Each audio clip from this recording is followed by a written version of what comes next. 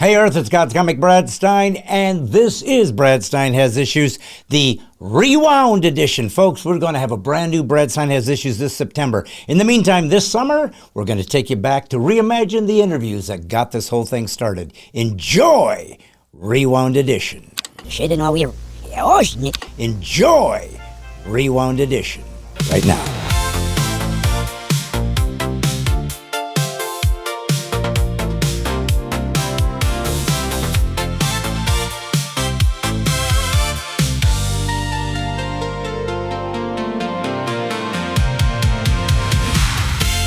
We are determined to take this podcast to levels and virtually no limits to glitches, problems, and all kinds of issues that makes it for a fun, good old-fashioned jump out of that airplane without a chute, get on that high wire without a net, and get thrown to the lions with a beefsteak wrapped around your neck. That's what makes this podcast so watchable, because with Wyatt at the helm, it's unwatchable. But he's my son, and he exuded from my loins. So I'm going to hang in there. I'm going to still own him as my son, and maybe we can discuss it just a little bit for what went wrong, and maybe, just maybe finally, we have figured out for once and for all how to have a podcast just like every other schlub on Earth.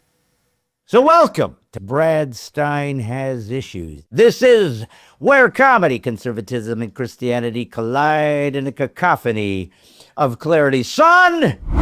Listen, I got to ask you a question, and I hate to do this, but by any chance do you have as the first guest Nick Kress? Yes, in fact, I do.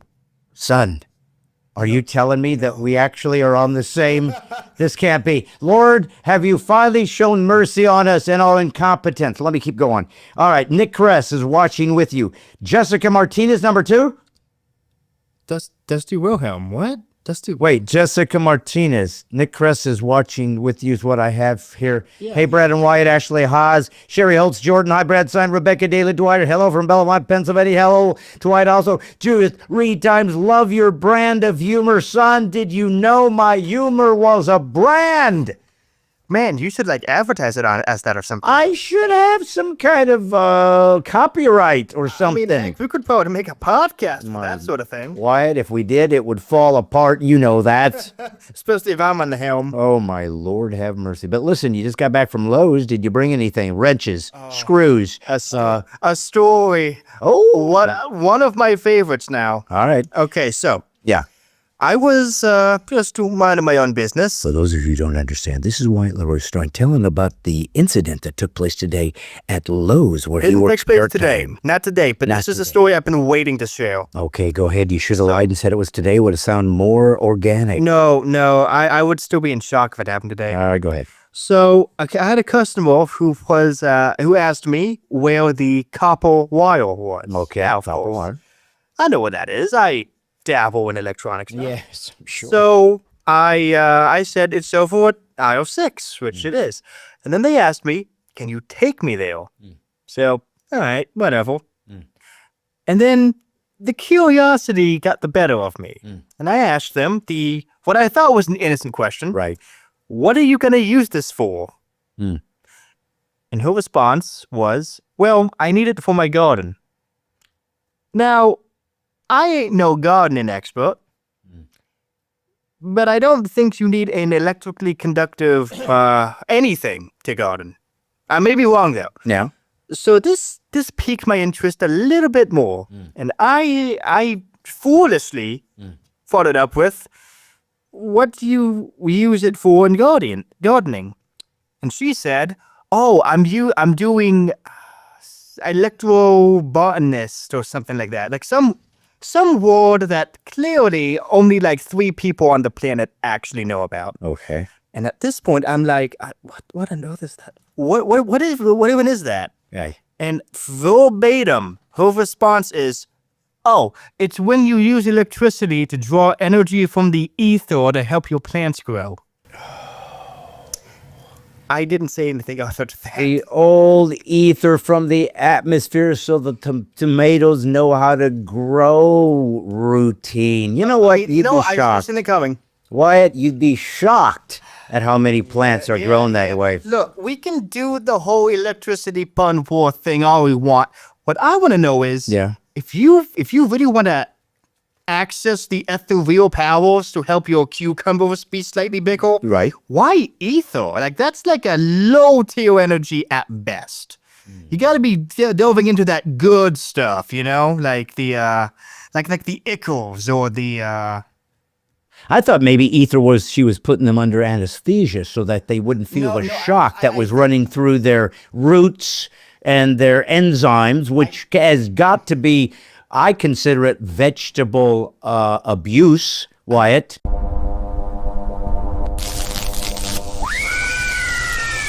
You're getting a little buzz. You might want to be careful about your overmodulation in your mic there, my friend. Do you have a mic headset? Can you listen to yourself and hear yourself? So if you sound like that, you might want to readjust. Listen, I got to ask you a question, and this is for all of you people out there. You know, we're living in a new America, an America that is based on silliness and lunacy and crazy. It's happened fast, happened quick, happened during the cult of Corona. Many are still locked into it. Some enjoy continually to wearing the rabbit's foot, the talisman, the little mask that I still see periodically people wearing. What? I don't know. I can't help them. Can't fix them. They are the untouchables. We've talked about it. But I want you to understand that part of what is lost is common sense. Just common sense. Now, have you ever thought about what the term common sense means, Wyatt? I'm guessing it's information that should be inherently apparent to the average person. That's right. And if you don't inherit something, go out and earn it yourself. That's what I've always said. Don't wait for somebody to die so you can clean up. Wyatt, what is it? You're waiting for me to die so you can have this mic to yourself and this bench? Well, I'm waiting for you to die, but not for those reasons. Nice one. Nice zinger, son. I always listen. Many of them. I give you credit where credit is due. And by the way, what aisle are zingers on? Oh, boy, zingers are on aisle 6, unless you're looking for the ones that are specifically for outdoors use. In that case, it's aisle 4 at the garden center. Nice. Hey, listen, I got to ask you a question. So common sense is kind of what you said. It's sense that is common to everyone. It's something that we all should understand, we all should see. So I'm going to ask you a little riddle tonight, and I'm also going to ask of the audience out there, if you want to participate, you may. Well, I'll help you know I'm very good at riddles. Okay, well, good. So here's the riddle, son. So they have a zebra, and the zebra was clocked at 40 miles an hour. So it can run at 40 miles an hour. Okay. Got it so far? Yeah, I'm with you. Now he's running through the jungle. He started on the east edge of the jungle, and he ran all the way to the west edge of the jungle. He went from one end to the other of his habitat, and it took him 80 minutes. Okay. Yep. Okay. So we got a zebra running 40 miles an hour. Took him 80 minutes to get all the way across. Okay. Now he turns around and does something nobody expects. He runs back from west to east. He runs exactly on the same path. Exactly. It's not up or down. It's not through a ravine or up a mountain. It's the exact same path. No wind is in his way, so he doesn't have anything slowing him down. And yet, running at 40 miles an hour, running back exactly the way he came, this time it took him an hour and 20 minutes. Okay. Why? You really expect to fool me with that dollar store attempt at a riddle? What are you trying to say? Well, this is a question for the audience as well. Yeah. So I'll give them a few minutes to, converse amongst themselves. Okay. Let me tell you something, pal. Yeah. I knew the answer to that riddle before you even finished it. How? Because I have what the cool kids call common sense. All right. So the answer to your riddle, Yes. and let me just remind the audience the basic premise. A zebra can move from point A to point B in 80 minutes, but moves from point B to point A in an hour and 20. Right. Why? Right. That's the riddle? Yeah. The answer is very simple. Because 80 minutes is an hour and 20. So that's true. Yeah. That's the answer to the riddle. Uh-huh. And what makes you think you're so smart that you could figure that out? Because that was supposed to be a zinger. Well, I mean, you have to take into consideration the person saying the riddle. Okay, well, listen. Here's the point of the riddle. People can sit there and stare face to face with facts. People can literally look at exactly the same scenario as everybody else. I can show you the same data. I can sit to you and say, like during the corona, when somebody wanted to say, the masks don't work, and somebody said, no, we see the data and they worked. Or, the vaccine didn't work, and everybody said, oh, but they do work. And we can look at people that are saying, if you burn down a building and smash things, it's a peaceful protest, and others can say, well, no, it's a riot. But we're looking at the exact same data, but we interpret it based on cognitive dissonance. You know what that is, of course.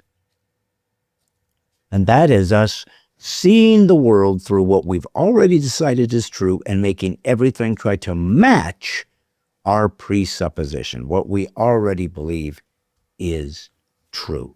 Now, how do you get better? How do you fix a country if you don't have people that are on the same side? In the same country, for sure, under the same Constitution, under the same Declaration. But how can you all sort of realize that you need each other desperately? That you have to fight with each other because nothing that is valuable is going to remain unmolested. Somebody's going to want to steal it. Somebody's going to want to take it. Somebody's going to want to destroy it. This has happened throughout the beginning of recorded time. Whatever is good, whatever is great, whatever you have, somebody's going to covet it. They're going to want what you have, which is, by the way, the 10th commandment. And notice the difference between liking what somebody else has, being inspired to want to have the nice house like them, or have the nice marriage, or have the nice car. Nothing wrong with just being inspired, but to say, I want exactly yours is covetousness, and God said it's a sin. So we have people who covet America. And so the only way one can defend oneself from having the group steal a great long history of creating this great nation, the freedoms that it provides, you have to see that everything that we saw in America, somebody has to decide it's all bad suddenly. Same evidence. We have the proof that everything has been good, that we've always tried to become better. But now let's just look at it like it's evil and dark until people stop believing in it. And how does one inspire someone to succeed and move forward if you no longer believe in what you're fighting for? And this is when I decided that we are no longer a United States. We are no longer e pluribus unum avamini one. We are now the difference between an American and a citizen.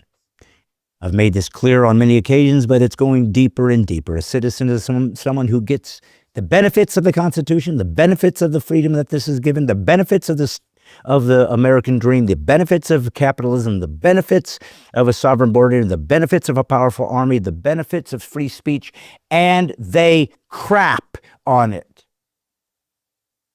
They don't want it. They believe it's ill-gotten gains. They want to literally give it away because it's unfair that we have more than other countries that weren't as good as ours, who did not have the superior Constitution, the First Amendment, and freedom of speech, who didn't have a constitutional republic that gave away power to whoever the people decided was voting in without a military coup. They don't have that in their country, so they left it, and then they got here and said, we want to take every drop of virtue, value, and success and riches you have, but then we just want to turn it back into our country because you don't deserve it anyways. And we have senators that are in agreement, and congressmen who are in agreement, and judges who are in agreement, and executive branch right now who hates our nation's greatness. So, if that's the way that we will move forward, America is dead. It's not hyperbole.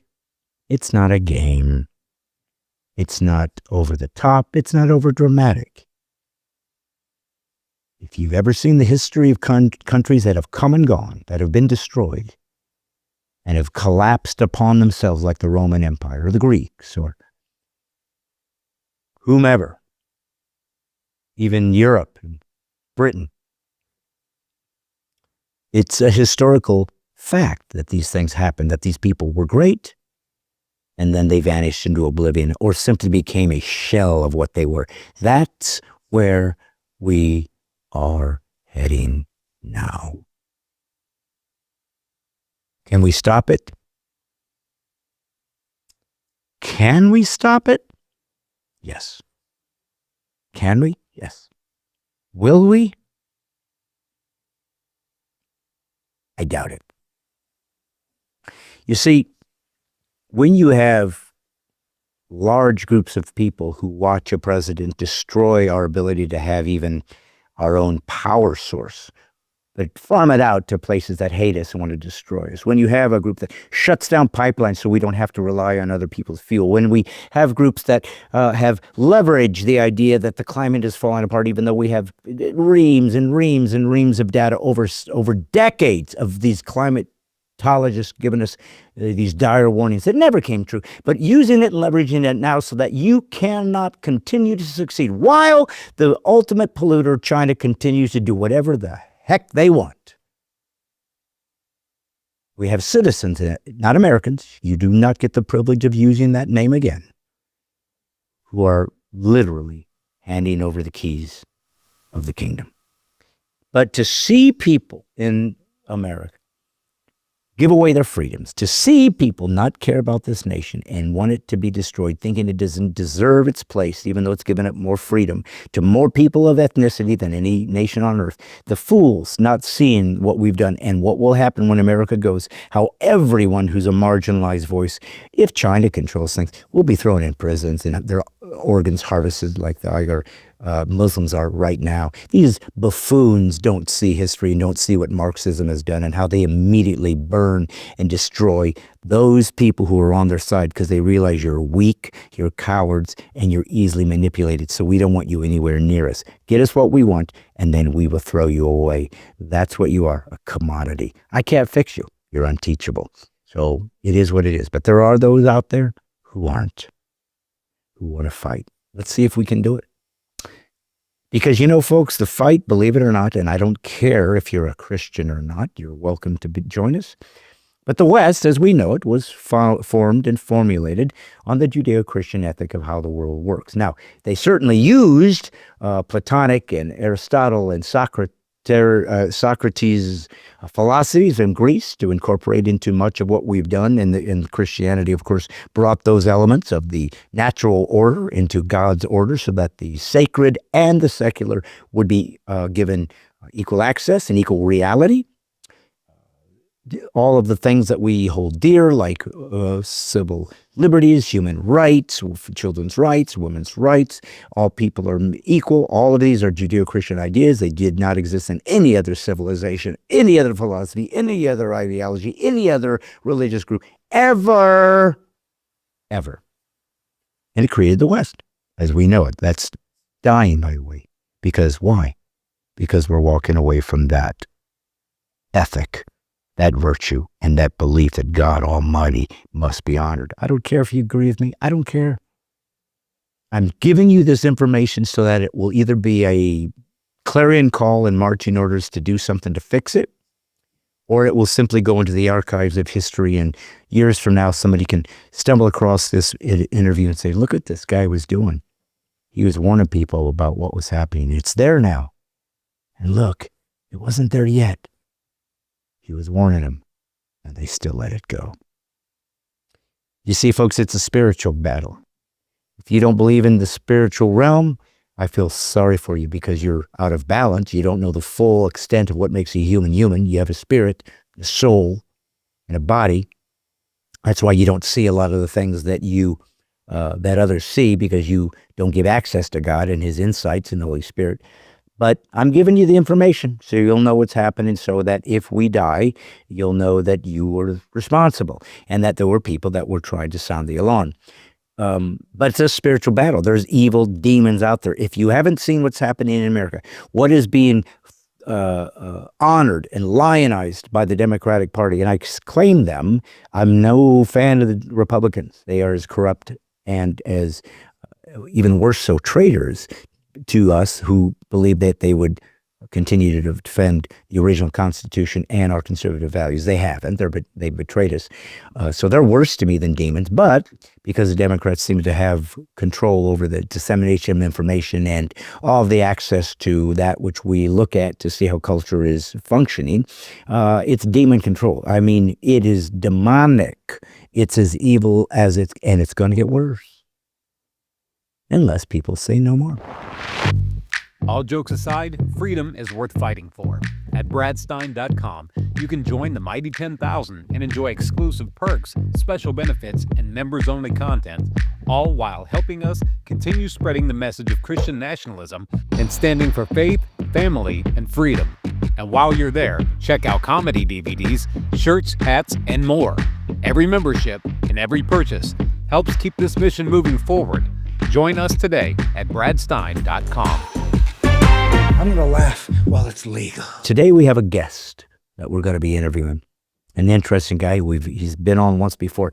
And he's got his own podcast, very well known on radio and on the Blaze television network. His name is Steve Dace. He's an old friend, an old conservative, an old Christian friend of mine. And I wanted to bring him back on because he's always incredibly interesting. But this is very important. Because this week, this Friday, a movie is about to hit theaters throughout the United States. And it is nothing but full-blown horror in exposing the darkness of the demonic realm that is on this earth and actually doing damage. But it's in a movie. It's out this Friday called Nefarious. And trust me when I say you need to see it.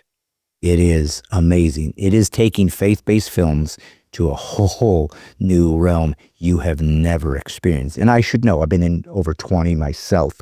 I know what's out there. I know what's been playing. There's some good stuff. Most of it is a little marginal. Some of it is crap. But this is going a whole new game.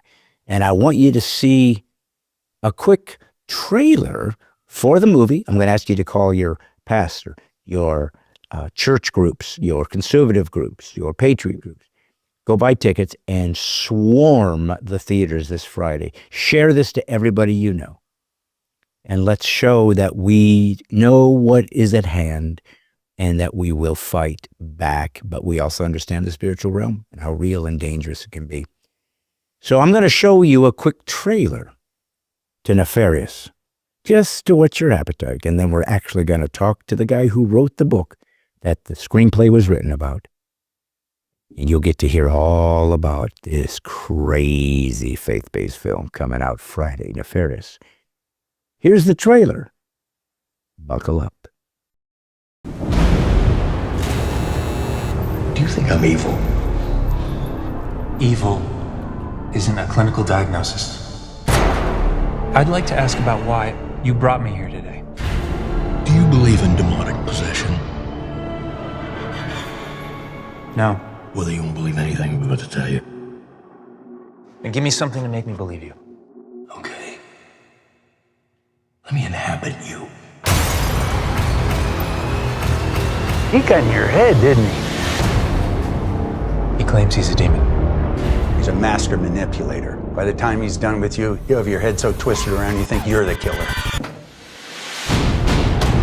Before you leave here today, you will have committed 3 murders. Why would I do that? Legion mihi nomen est, quia mortis sumus. What are you doing? My name is Nefariamus. Names are important. They have power. They let everyone know who we are.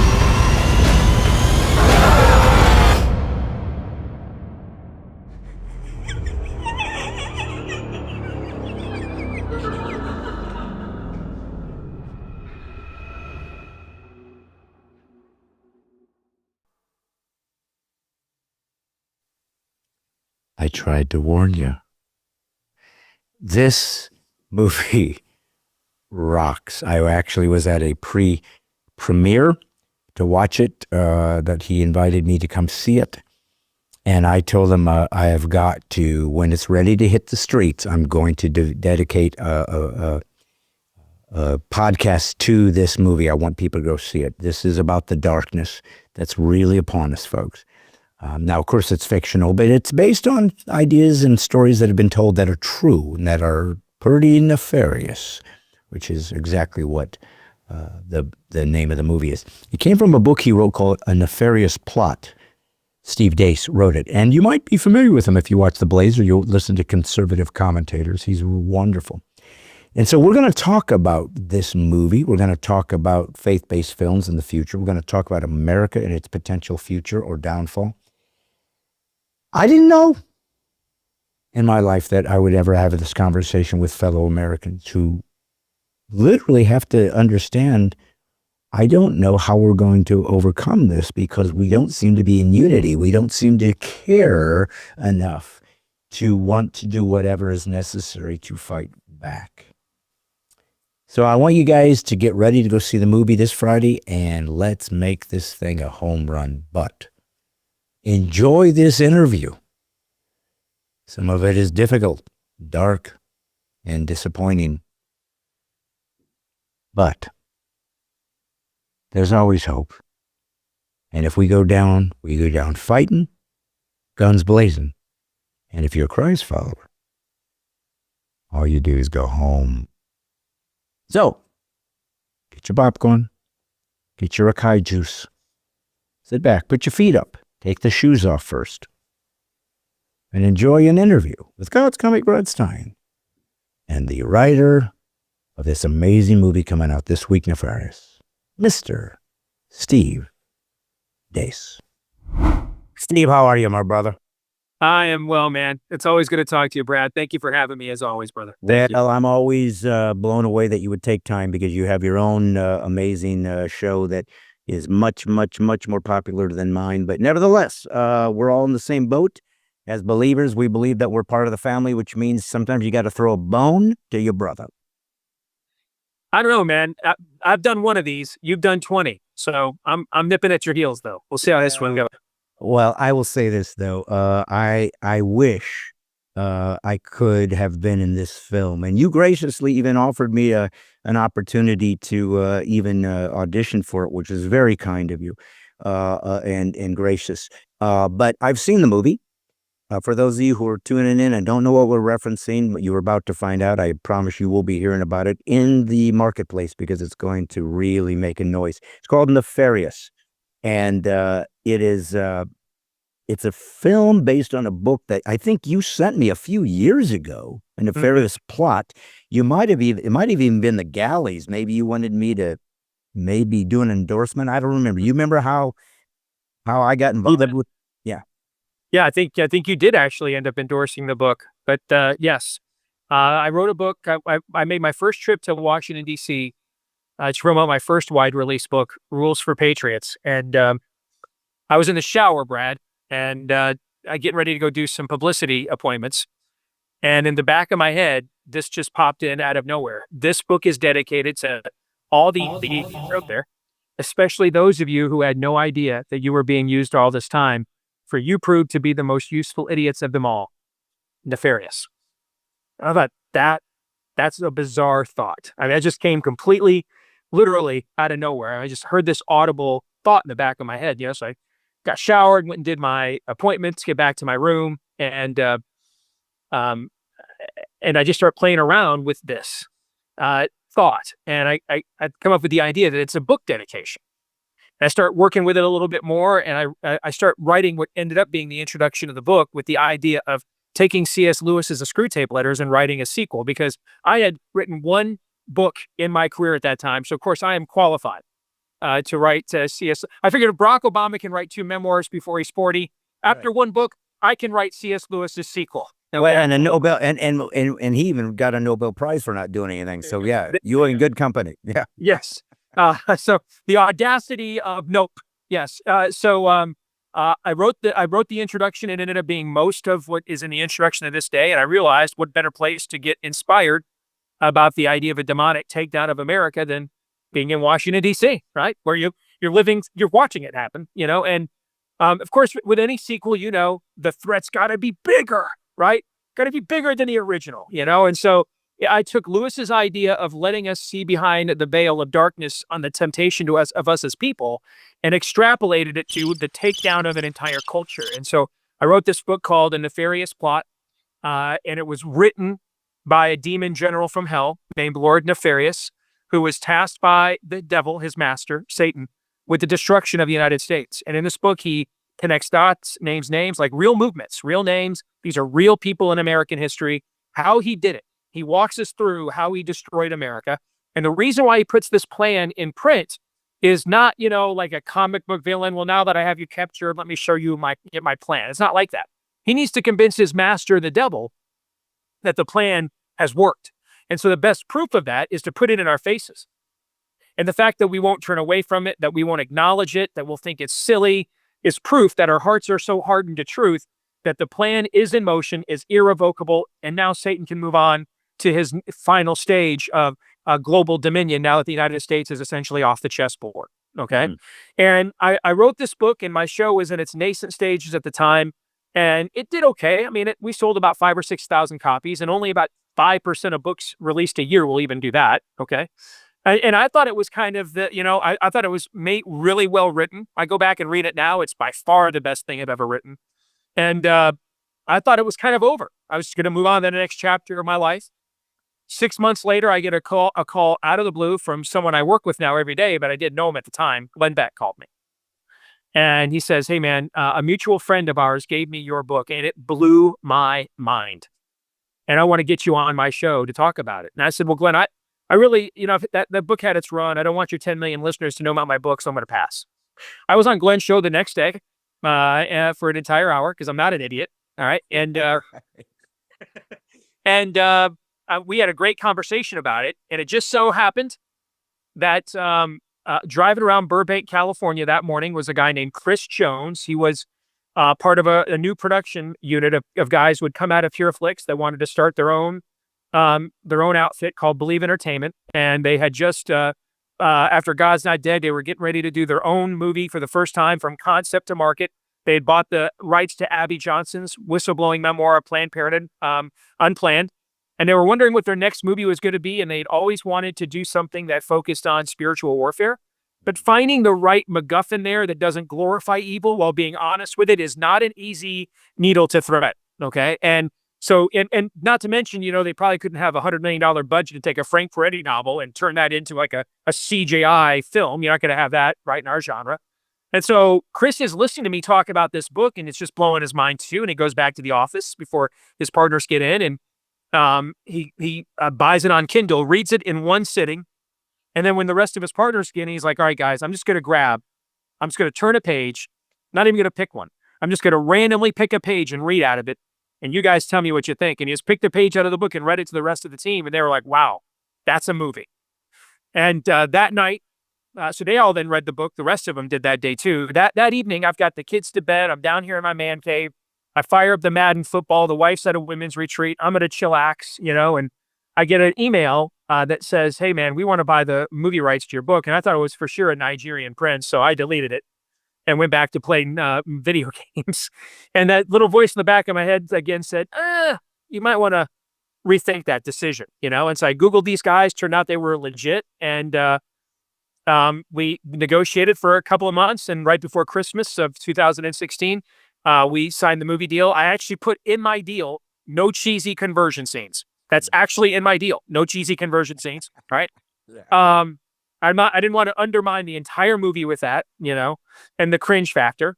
And we waited for Unplanned to get done. They did a fantastic job with that film. And then we were going to start Nefarious right afterwards, but then COVID hit, so we had to wait for that.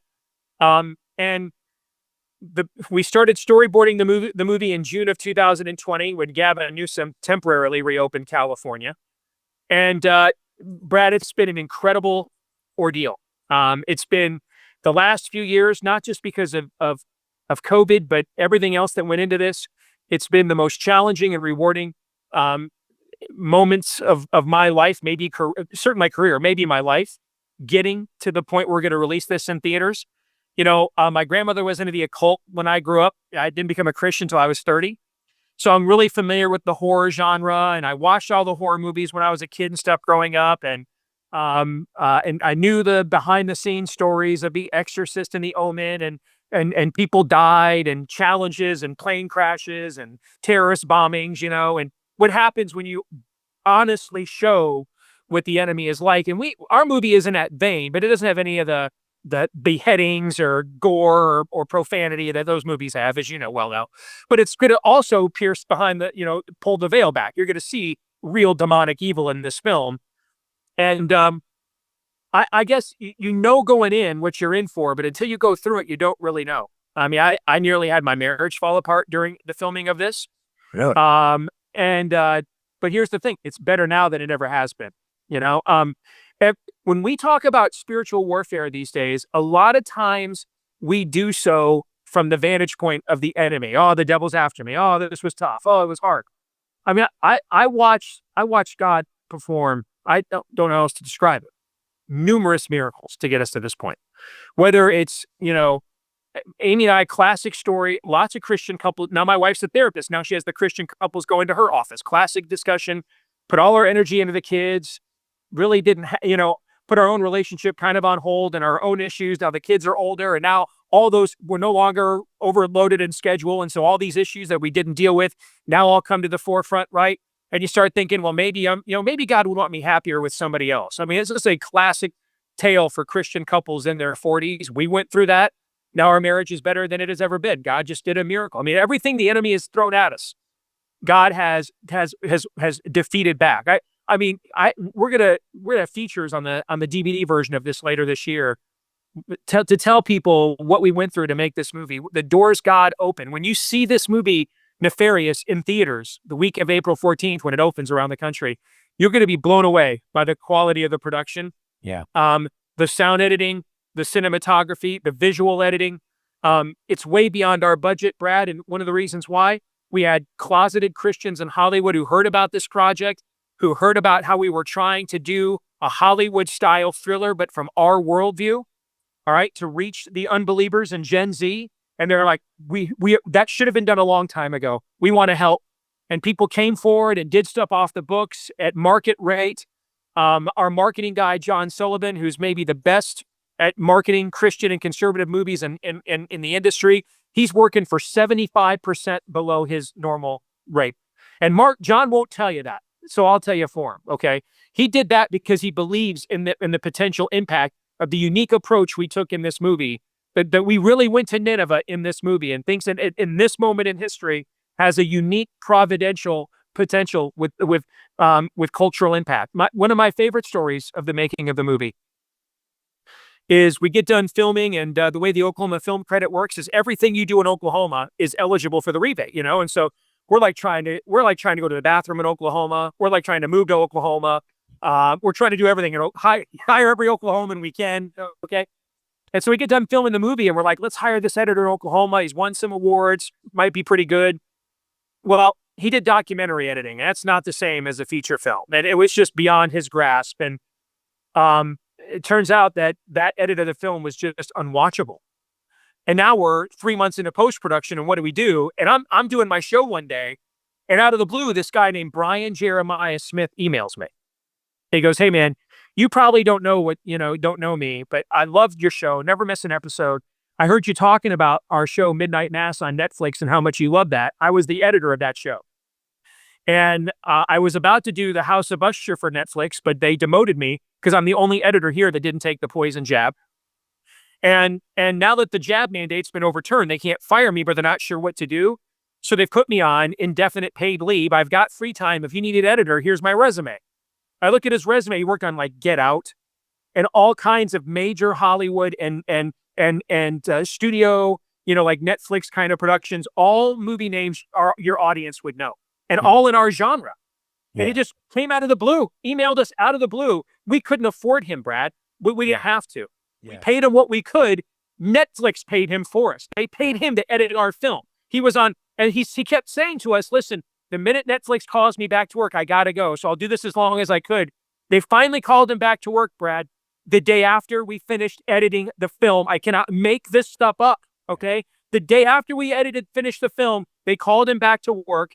They paid him for us, okay? The spiritual warfare here that went on has both been at times crushing, but then sort of like what the Bible says, but God. Every time God came through and said, no, we're not doing that. I got this, okay? And it's been the most as I said, it's been the most challenging yet rewarding experience in my life the last 3 years on a personal and professional level. Well, I gotta tell you how grateful and just inspired I am by what you're saying for a lot more reasons than just how it helped your film get ready to be released, which is this Thursday. Let's see, this is Monday night, so it's this Thursday, the 14th. Wait, Yep. Well, okay, yeah. It's Friday the 14th, but they put the movies out the Thursday night before. Okay, And what's funny is in my inbox, I'm getting emails. I can tell how many conservatives and Christians don't go to the movies anymore. Right. Because I've got 300 emails from people saying, I thought you told me the movie came out April 14th. My theater's showing it the night before. I've been doing that, guys, for like 10 years. God bless you. Okay. Yeah, no. Well, if you want to be disappointed, have Christians reach out to you, all year long. Listen, let me tell you, tell me when you're in town. I'll show up. Let me know when you finally say, hey, I'm in town. Oh, not this weekend. Yes. I'm skiing this week. It's like, forget you people. But the reason I'm just grateful for you for many, many, many reasons. But one is, I got to tell you, Steve, just being frank and straight up as a fellow believer and Christian conservative patriot, whatever, man, it's been a rough ride. I mean, when I'm watching what's happening to America, when I'm watching what's happening to religious liberties, just liberties in general, when I was just devastated by watching so many Americans freely hand over their liberties during the cult of Corona, when I watched people cheering the indictment of Trump as though they don't realize, do you understand what this is doing to us as a nation? Do you have any idea what's happening? I don't know why you think that you get to skate through tyranny and totalitarianism as a member and a supporter and think you're going to escape too. Read history. See, I'm a conservative. So to a conservative, we actually look at actual history so we can view what actually happened, so we can assess what is true and good and important and see the red flags and try to circumvent them. You are a progressive. You guys project bull crap into the future and say, if you don't jump on board, you're on the wrong side of history. You call something history that hasn't happened because you made it up. We actually deal with the reality of what has actually happened. And so when I see what's happening here in this nation, I got to tell you, brother, it's almost like at times I feel like God's abandoned us. It's like, where's the justice? Where's the recompense for what these people are doing? And nobody's being charged for this. And I started going, I'm confused. I'm wandering in the wilderness. So when I hear your story about how God has intervened and oftentimes probably allows things to be difficult, allows things to seem like just right on the edge of catastrophe. And then here he comes. So he can say to you, it's me. It's really me. This is really how it works. And and what Nefarious, which is opening this Friday, folks, this Friday, go, promise, trust me, you're going to be blown away and love it. But what it is telling us, Steve, and again, this might seem odd because you and I are both Christ followers. I got to be honest. I'll bet you I've lived most of my Christianity kind of seeing the spiritual world as a metaphor, maybe, or it's kind of allegory, or it's out there, buddy. It's the true reality of what's really going. We're the shadow. We're the Shadowlands. What's really going on is the spirit world, and that's what this movie freaking holy crap lays down. And it's in, as much as I wish I had been involved with it, just because I love it so much and I want to be part of something that that I think is going to be groundbreaking. The guy that played Nefarious did a brilliant job. So you got the right guy. Yeah, you got all the right guys playing all the right parts that deserve it. And so tell me, were you involved in any of the punching up of the screenplay based on your novel, or did you kind of just hand it over and say, take it from here, boys? So the four of us, Chris Jones, Carrie Solomon, and Chuck Conselman, and myself, we created the story. We storyboarded the movie. And they already had some great ideas before we got started. And there's one moment in the movie that is the most direct contribution to the story that I made. I mean, it's hard to take my book, which is a 200-page polemic of a demon ranting at you. You can't have a demon standing in front of a camera for 90 minutes scolding you, right? So what's the MacGuffin? What's the story here? And we actually took the preface of my book, the only part of it that I wrote in my own voice, and I was just joking at the time. I said, hey, I'm not going to tell you where I got this demonic manuscript, but maybe one day if we ever sell the movie rights, that's how we'll translate this into a film. That's exactly what we did. As you know, we tell the origin of the book. Where did the book come from? Yeah. And so they had the stuff out, that's already in the trailers, the atheist psychiatrist, when the demon says you'll commit 3 murders, they already had many of the proto versions of those ideas in their head. I think the two things that I helped more than anything, other than supplying the MacGuffin with the book, and so much of the dialogue from the movie is taken from the book. I think the two things that I did more than anything, Brad, is there is a key scene involving a priest early in the film that I don't want to spoil, that sets up the rest of the film. When we got done with the whole storyboard, that was my big contribution. I went back and I said, hey, we have to address where the church is in this story. Okay, prisons have chaplains. We have to address this. And so we put that idea into the story. That was one of my big contributions in the storyboard. The other is, I've used this analogy before. I think that I was to Carrie and Chuck what LSD was to Hendrix and the Beatles. Okay, I think that, the idea, I think my influence maybe helped more than anything else, that it was okay to go there. All right, just completely abandon the formula of making Christian films. Just abandon the whole thing. In many respects, the movie's like my show, Brad. I mean, is it a conservative show? Is it a Christian show? Here's what I know. Is it a good show? All right. Yeah. I just try to do the best show I can do every day. I don't sit down and have a checkbox of, we got to hit these moral points. I got to hit that. These Bible verses have to be in, my opening monologue. I don't even write it. I don't even have notes. I do the whole thing off the top of my head. All right. I go get prayed up. I know what issues we're going to talk about, and then we just roll. And if it's good, my worldview is going to come out because of who I am. I don't have to create a script for my worldview. My worldview is the script itself. Okay. Yeah. And so I think I helped them abandon kind of the traditional and hey, PureFlix has done some great stuff. I love God's Not Dead. Okay. So, but this movie breaks all the molds of all faith-based filmmaking in modern times. I mean, there's nothing, as you said, that's been done like it. Even though it wears its religion on its sleeve, it destroys wokeism. It says everything we want a movie to say right now. It just does it in a wholly different formula. Okay. And I think if anything, my role as sort of the executive producer, helping them guide this to the end from beginning to end, gave the filmmakers themselves permission to say, dude, we don't have to make Grandma Moses, who gave $100 million to the company last month. We don't have to take her call telling us, can you water that down? Because, my grandkids might not like, we don't have to do any of that. So let's let it frickin' rip. Yeah. Let's go for it. We're not going to be profane. We're not going to be crude. We're not going to sexually titillate. We're going to honor God's standard. Okay. But that's the only standard we're going to honor. After that, there's God's standard. That is the plumb line for everything we're doing. And then after that, we're going to tell the best damn story we can, the best way we know how, and take as many risks as we possibly can with the resources we have. No, and I think for sure. that's what works. It is the first faith-based film with balls I've ever seen. And that's what you've done. You said, listen, if Jesus is who he said he is, he's God Almighty. And, we just celebrated yesterday, Easter Sunday. And so if that God man that we as believers say is true, that we follow, if that's true, oh, yes, it is true. Well, then the evil is equally true. The devil is equally true. This is how it actually works. I find it interesting that the references of, was it C.S. Lewis that said, the greatest trick the enemy ever played, the devil ever played on humanity was convincing them that he didn't exist.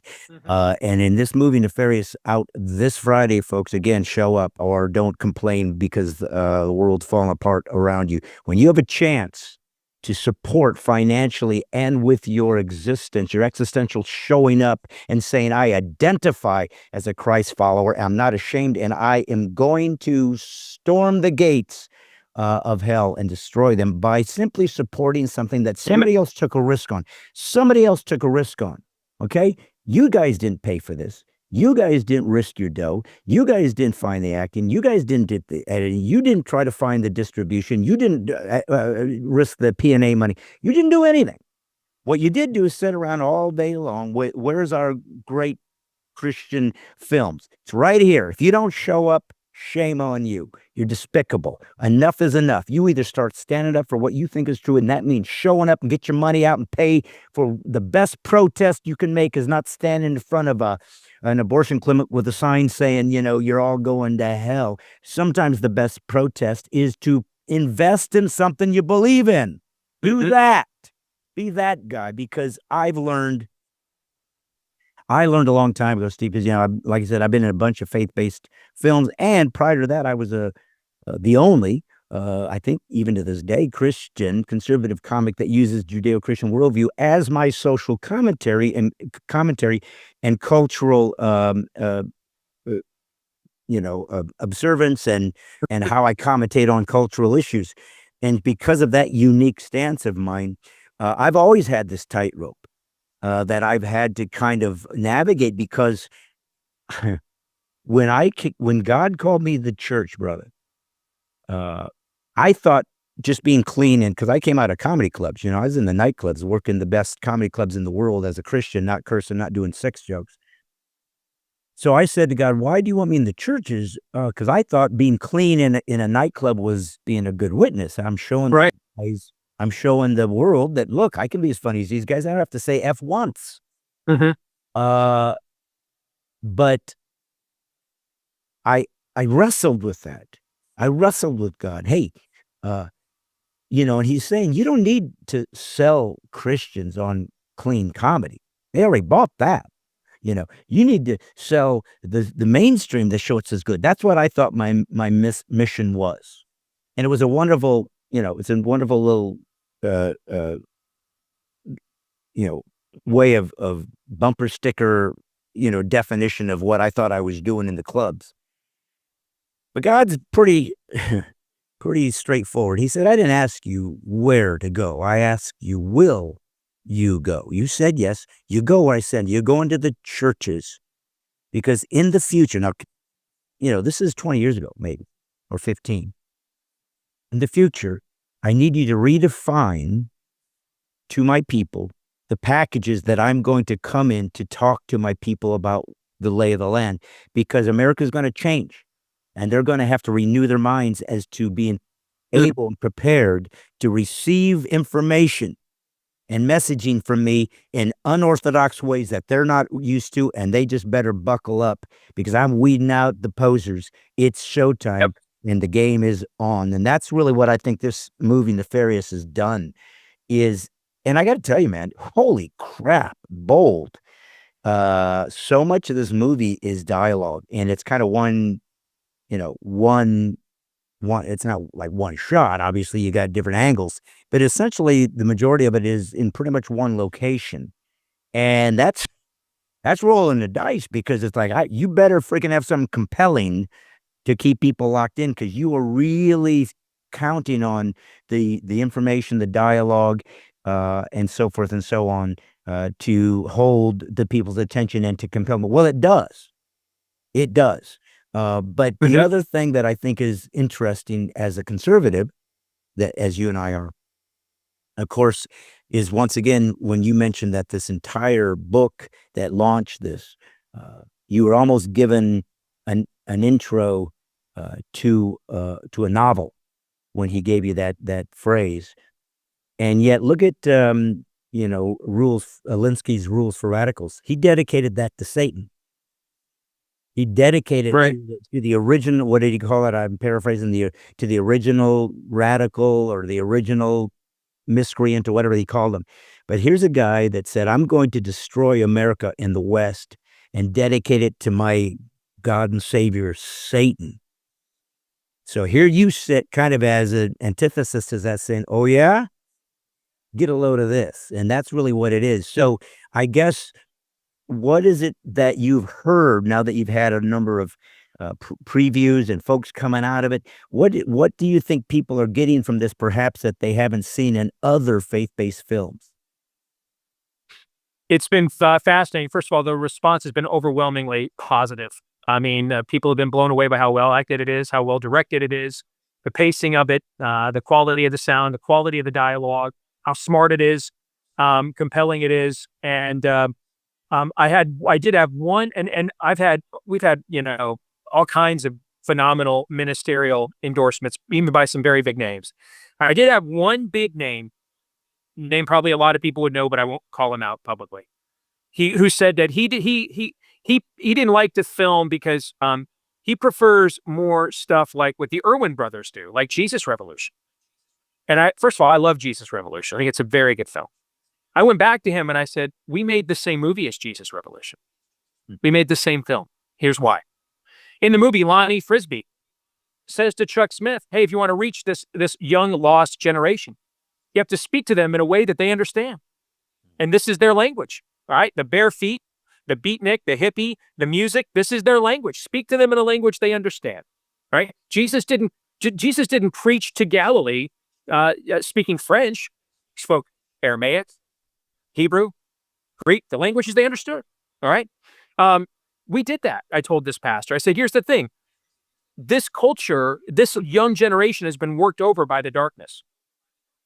They've heard all the sweater vested guys. They don't care.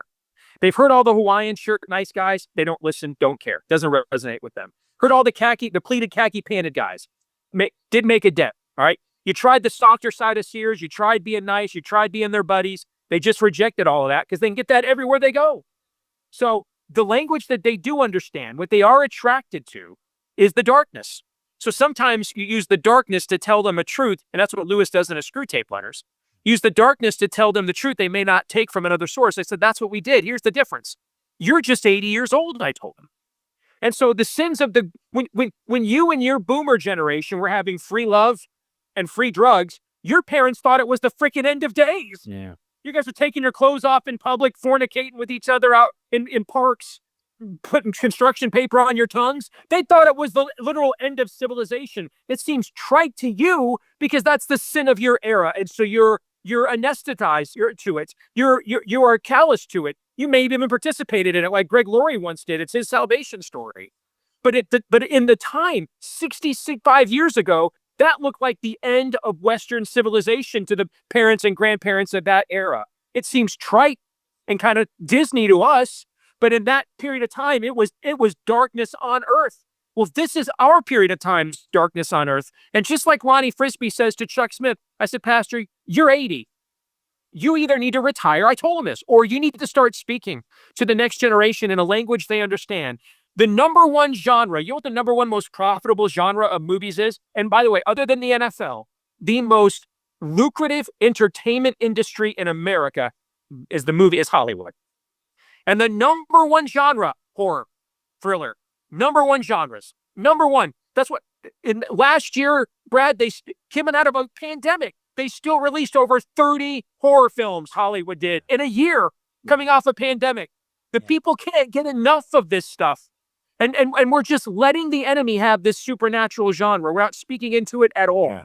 Okay. Yeah. And this is just like in the 60s, you just let the enemy have popular music. We're not speaking into that genre at all. And so out of the Jesus movement came contemporary Christian music. Same thing here. We're doing the same thing here. This is where Gen Z is at. 20 years ago, 2% of households in America in the 2002 census identified as gay or lesbian. 2%. 25% of Gen Z identifies as LGBTQ++, whatever the hell the acronyms are now, right? We have to go to Nineveh. That's where they are. They're not at Pleasant Valley Sunday barbecues. Yeah. All right? They're not at the Purpose-Driven Life seminar. They're not there. They're not coming there. They don't care. We have to go where they are.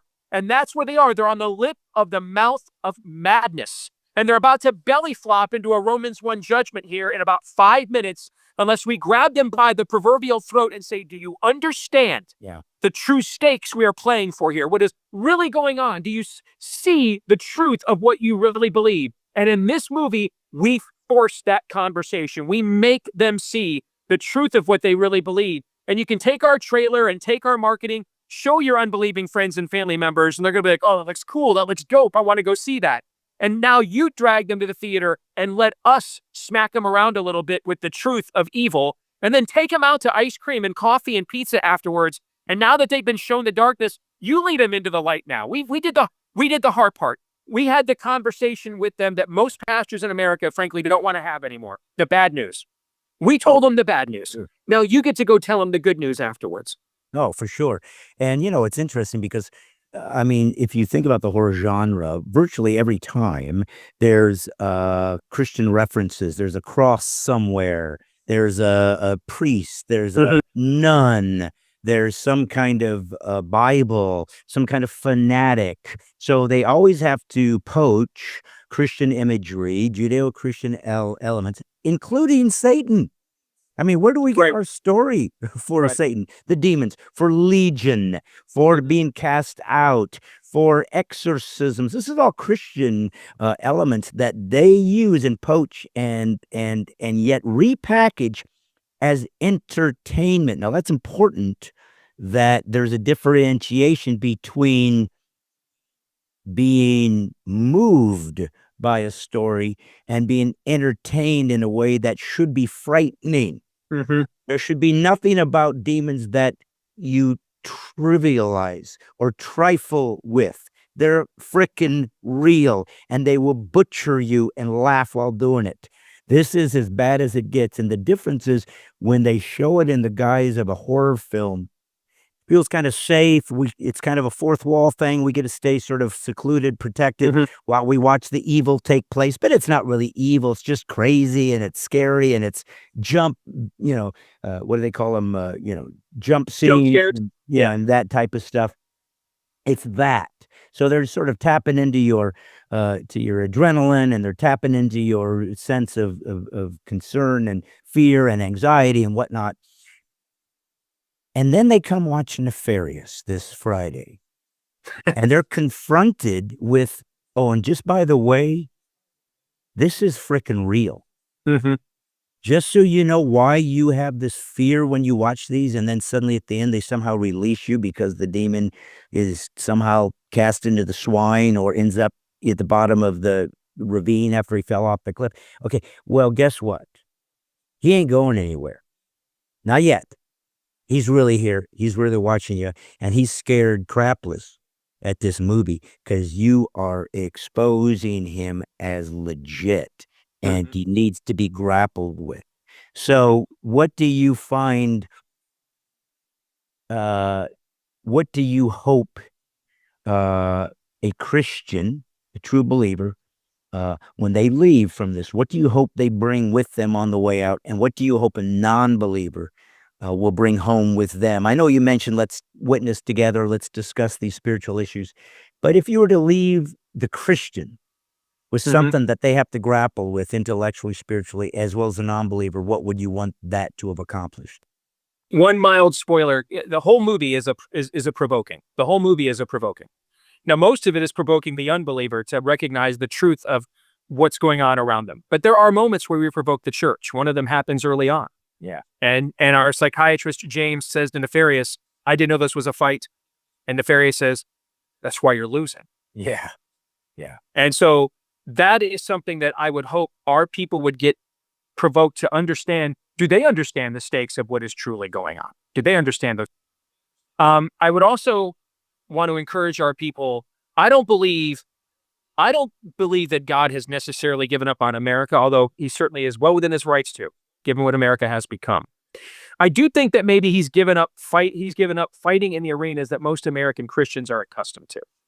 I think most American Christians, this has kind of been, God bless Francis Schaeffer. He's basically the Rush Limbaugh of modern Christian thought. Okay. He kind of paved the way of culture war catechism for evangelicalism that, has stood the test of the last, 50 years. But all good things, Jean-Luc Picard, must come to an end. All right. Eras change. And so the era of the silent majority, Brad, let's watch Fox News all day. Let's read conservative books written by guys like me and conservative podcasts done by guys like me. And then every 2, 4, or 6 years, we empty out of our pews and save America by voting Republican. I think that era is done over. I think the idea of using the political system as your primary conduit by which to change or affect culture is a null and void proposition. Where I see God working is is at the school board level, the parents that are getting involved there. And then I also see from an entertainment standpoint, storytelling is really the last refuge for persuasion left in America. Institutionally, politically, everyone's chosen their side, and most people aren't moving. Look at this last election we had in 2022. This country had been through hell the last couple of years. And still, this was one of the most status quo pro-incumbent elections we ever had. Almost everybody that was in office got reelected. Almost everybody that put us through hell, we just voted for. Why? Because in many cases, if you were in a Republican area, you couldn't contemplate, no matter how bad your Republican did, letting the Democrats have control. And if you were in a Democrat area, you thought, no matter how bad I thought that my Democrat did, like Michigan. I know Gretchen Whitmer told me I couldn't plant garden seeds, but I just couldn't envision letting a Republican governor happen. So I'll just keep voting for her, right? And so when you've got that bone on bone, no cartilage knee, and that's what we have right now, where is it where there is still some place where persuasion can happen? Storytelling. And you know what? It's always been this way. So when the Lord came, most of his preaching was done in what? Story form, parables. The Lord gives us his word, the greatest story ever told. Yeah. When we are converted and then the testimony he builds in our lives, our testimony is our story. It's always been story where there's been the best possibility of persuasion. And I think that's where there is an opportunity. Instead of send $50 to your favorite Republican politician who will just screw you more than likely when you elect them anyway and not do a damn thing about what's going on. Have you thought about funding efforts to actually find and the people where they are in the pop culture arena and tell them our story and not look to tell them a great conservative story or a great Christian story. Tell a great story. Yeah. Like Lewis did not sit down and say, all right, let's have this Aslan caricature who is a euphemism for Christ. And he just told the best story and his Christian worldview came out. Okay. Yeah. And I think what we're hoping to do is raise the bar. We're hoping our film is successful enough that it raises the bar, that we feel like we give ourselves as a church now freedom. I think you've seen this like in the Kendrick brother movies. They're the church, the guys in Georgia, right? Yeah. They have gotten small p progressively better, grittier, more direct, right? As they've gone on. Okay. And I think it's because they feel more freedom now, and we're more successful. We can still hold on to our worldview, but tell better stories and not have to please the grandma who only listens to Christian radio at 88.1 FM. God bless her. We love those people, but that's not where the food is. The great prophet Sam Kinison once said, "Move where the food is." Yeah. We got it. Gen Z is going to finish off whatever is left of Western civilization if we don't reach them like in the next 10 minutes. That's where we are. I can't put it any more blunt than that. And where they are is in the pop culture world, getting news from their phone, going to movies, particularly ones of dark themes.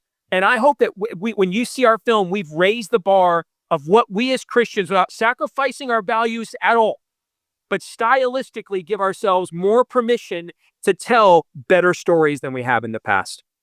Well, and one of the things that I discovered a long time ago, not only in the faith-based films, because I had a million conversations with directors and producers of faith-based films for, wow, 20 years maybe. And it was always the same discussion, Steve, always the same. I wish we could tell grittier stories. I wish we could really not worry about if I had to say damn once or if I had a beer in my hand, or I never forgot.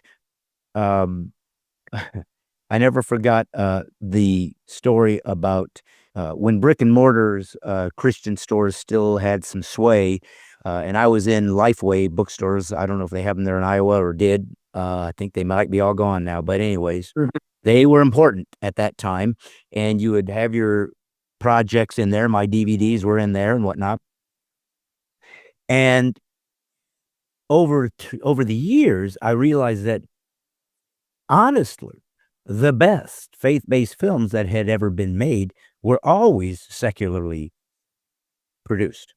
I mean, the to me, the classic example is Chariots of Fire, because that won Oscar for Best Picture. Show me another faith-based film that won the Best Picture Oscar, and the producer was an atheist, and the lead was gay. Nobody knew that then. All they knew was that's one of ours, telling one of our stories. We'll support that. We'll jump on board. Hey, would you kick in a little bit of, funding for that as we go to make that? Well, I'm not going to risk any dough. I'm not going to put any money in it. But as soon as it does well, I'm going to quickly hold up my hand and say, yeah, we did that.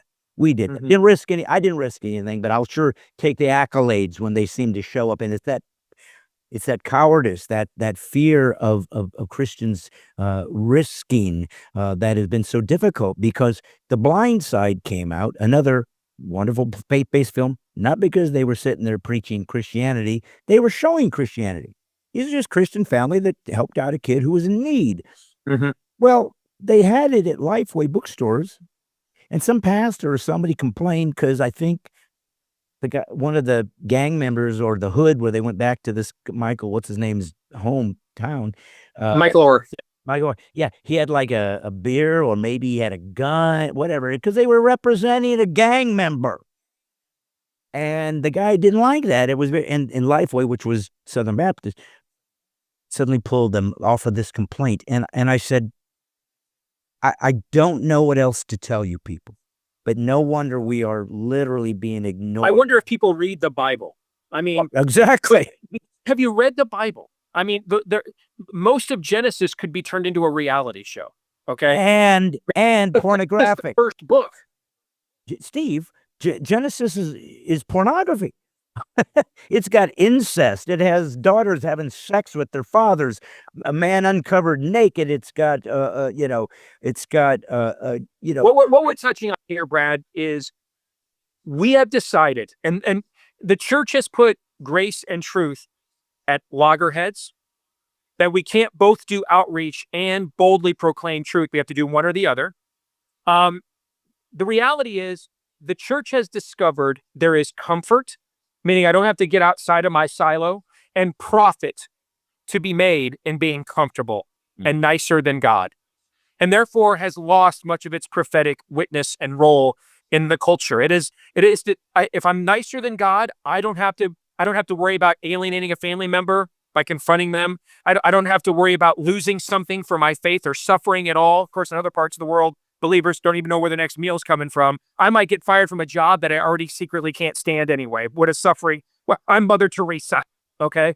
That the comfort, and then the idea that we are nicer than God. I mean, when you read in the scriptures, they drove the nails through his hands and his feet. Does your brain not picture what that would look like? Yeah.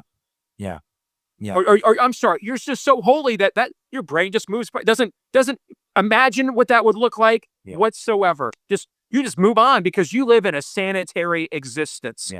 And that's why we're not a threat. All right. That's why we're not a threat. We serve a Lord who is tortured beyond recognition. They literally ripped the flesh off his body before they hung him out to dry. They then hung him out to dry to asphyxiate in the sun on a 300-pound wooden beam. And he just stood there for hours in his own sweat, his own urine, his own defecation, unable to breathe, just slowly dying in broad daylight in front of his own people. All right, in the most grotesque form of torture porn this world's ever created in the name of capital punishment.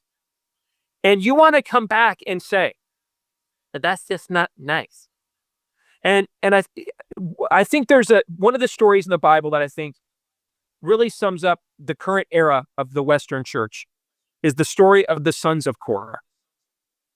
And in this story, the sons of Korah come forward to challenge Moses' authority. They don't like how Moses is doing things. Moses must not be God's anointed. And Moses takes their complaint to God, and God says, I've had enough of this. Tomorrow morning, take all 12 tribes, bring them all out, broad daylight. We're to settle this once and for all. They're not rebelling against you, but me. This is my chain of command. All right? All right? It's about me, not you. So let's deal with this. Next morning, God says, let's make it very plain. Moses is my anointed. Period. That's it. No commas. And the earth opens up and swallows the entire Korah clan and wipes them out of the nation of Israel for their insolence. This story is in Numbers. In the next chapter, now you would think the people seeing this would be like, dude, Moses, can we buy you lunch? Moses never paying for a beard trim in Israel ever again after this. All right, Moses, it's on the house. All right, all the kosher you've ever wanted, Moses. We love you. You would think that would be their reaction, right? The next chapter in the next line in the next chapter of Numbers says, the next morning a woman went up to Moses and said, that was unfair. You have killed the Lord's people. Like, just cognitive dissonance, wasn't even aware of what is going on, has her own agenda, her own projection on whom God is and what he is up to. And that happens when you are too comfortable and too free. Yeah. It doesn't notice when the Israelites were under invasion, they were really good at saying, God, it's all about you. We can't do this and whatever you want. Okay. Yeah. And that's where we are. We're too freaking comfortable. Yeah. And that has made us soft and nicer than God. And it's why we're not a threat to the spirit of the age at all. Amen. Well, that's what I've always said about why I'm not the most popular Christian comic in the country. Because, when I started out in this business, in the churches, there was nobody like me. There was nobody that was pushing the envelope, nobody that was coming out of a nightclub. So I had a more sophisticated way of delivery and more aggressive style that just simply didn't exist when I... In other words, you were an actual comic, not a Christian trying to be... Well, I had to learn where you either are funny, you get fired. That's for sure. I had to be in where if I'm on the improv stage or I'm at Funny Bone, they don't screw around. If they're not laughing, you're out. And not a Christian thing. Well, you suck, but you did it for Jesus. That's all we care about. It's like no. You better have the goods or get out. And so I was what is most irritating and frightening to the typical, at least up to this point in history, American Christian. I was dangerous, and they don't want dangerous. They want safe. And we proved that with Corona. You keep me safe, I'll give you whatever I want, including my dignity and my freedom. Well, listen, if you want to do that, I can't keep you from doing that. If you care so little about you, your family, your children and grandchildren's liberties, that you will give them away, you got to live with that. That's your family name going down in history as a coward and a super... You're an idolater is what you are. You're an idolater. Your idol is comfort. Your idol is safety. Yes. That is what you are. Now, here's the problem, Steve. I can't do the game for you. I can't fight the fight for you. That is your business. And believe it or not, in America, you have the right to be a coward if you choose. But here's the problem. You're taking me down with you because I needed you to be an American, not a citizen. An American that made this sovereignty, this freedom, this ability for us to be able to take risks, this ability for us to disagree, but at least hang in there because we're on the same team. That's what you abandoned. And I'm getting sucked down this drain hole because you didn't have the balls to fight with me when I was the only one walking down Chicago O'Hare with no mask on while everybody else sat there like zombies acting like what's wrong with me because I was the only one at the nude beach with a freaking bathing suit on. So that's what it felt like.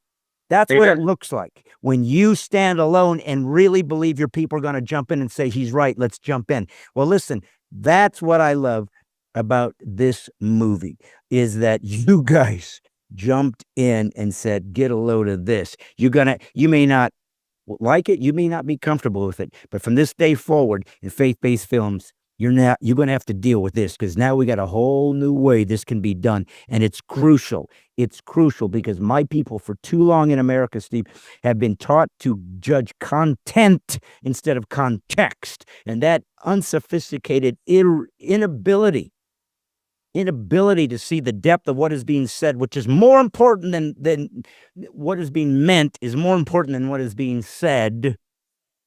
Your inability to differentiate from that and not understand that when the Bible said, I consider my former life as dung, the actual translation is shit. Mm-hmm.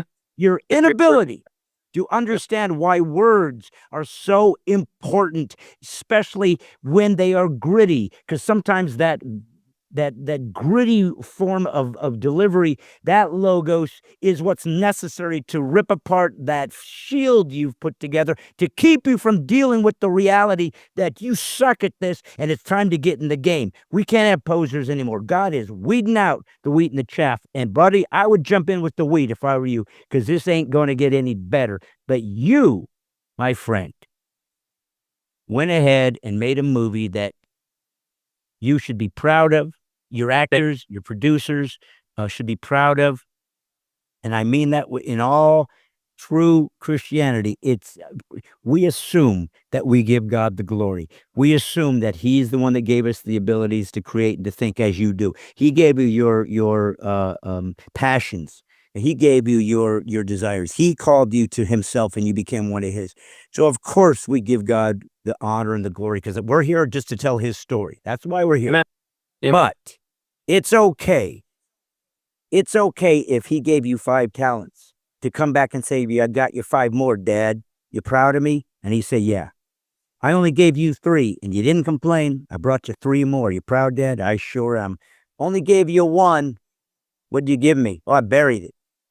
Oh, well, crap. Let me grab a couple from the guy with 10. Let me grab a few from him. He's that's not equitable. No, He said, you're wicked. You're wicked. Amen. Yeah, no more of this. So that's what I appreciate about what you've done. It is this, Thursday night, I guess, but at least this Friday, folks, Nefarious is in theaters. I'm going to ask you to do something, my people. I don't know if it's going to be, I'm guessing it's not overseas yet, because I get overseas people watching me, and Canada. I'm guessing it's only in the U.S. at first. Only the U.S. so far. Yes. Okay. But anyways, if you are in the U.S., you're watching this, I'm going to ask you to do a couple things. 1, share this interview with everybody you know. Share it, social media, and get your church to go out and buy blocks of tickets. Bring, each person buys 2. 1 for them, 1 for the person they are dragging along and putting them in harm's way. By seeing what it looks like and what's at stake for your soul.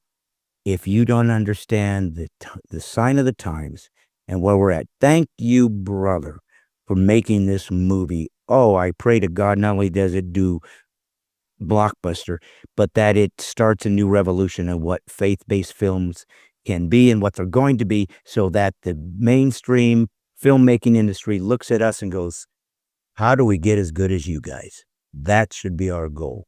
God bless you, brother. I love your show. I love what you stand for, and can't wait to see what God has in store for you. Folks, I'm just a comedian. Did not know God had some plans for me like this, but He did. And I'm here to fight the best I can. PC free is liberty. Remember that and remember it well. If they ever say you're politically incorrect, thank them for the compliment. That means you stand for truth and free speech. And as I've said before, and will say until they take me down, all I'm doing is putting the woke back to sleep. God's comic, Brad Stine, saying, see ya next week. And this Friday, see you at the movies. Nefarious.